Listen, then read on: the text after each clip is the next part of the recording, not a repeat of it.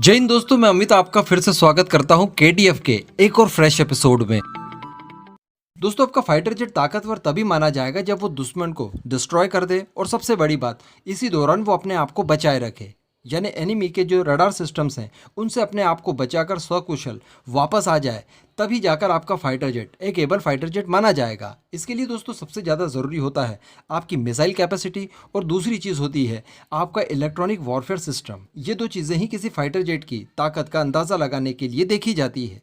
अब दोस्तों, हमारे पास मिसाइल्स वगैरह तो बहुत सारी थी, लेकिन दोस्तों किसी तरह का कोई सेल्फ प्रोटेक्टिंग जामर हमारे पास अभी तक नहीं था। जी हाँ, इसीलिए दोस्तों हमें रशिया से इस तरह का सेल्फ प्रोटेक्शन जैमर खरीदना पड़ता था, जो कि हम लोग इस्तेमाल करते हैं हमारे SU-30 में।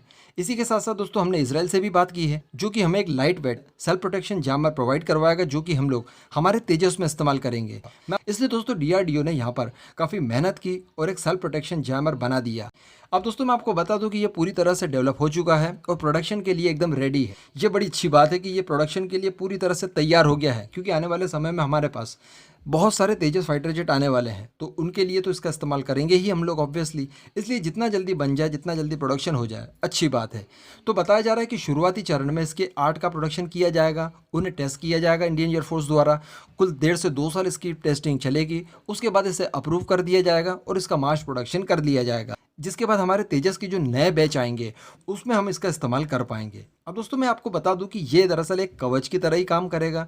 ये 200 किलोग्राम का रहेगा, इसकी जो लेंथ है वो 3500 mm रहेगी, और साथ ही साथ इसका डायामीटर 300 mm का होने वाला है। यानी काफ़ी कॉम्पैक्ट और लाइट वेट का ये जैमर होगा, जो कि हमारा LCA तेजस बड़ी आसानी से कैरी कर लेगा, और उसके टोटल पेलोड पर कोई ज़्यादा बड़ा बर्डन भी नहीं पड़ेगा इससे।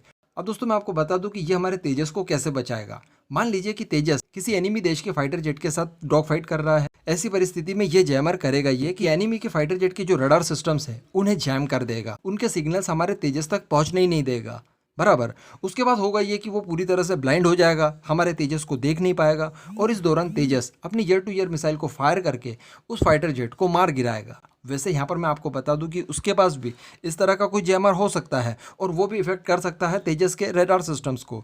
तो ऑब्वियसली यहाँ पर तो जो ज़्यादा बेहतर बनाएगा उसकी ही जीत होगी, उसे ही एज मिलेगा। लेकिन अगर बात की जाए हमारे एनिमी जो कि चाइना और पाकिस्तान है, तो इन दोनों के जैमर की जो क्वालिटी होगी वो किस तरह की होगी आप लोग आकलन लगा सकते हैं।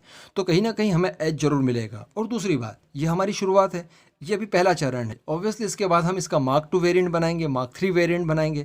यानी आने वाले समय में जितनी भी टेक्निकली इसे हम लोग इम्प्रूव कर पाएँ, ऑब्वियसली करेंगे ही करेंगे। इसके लिए हमेशा की तरह DRDO को एक प्यारा सा थैंक यू तो बनता है।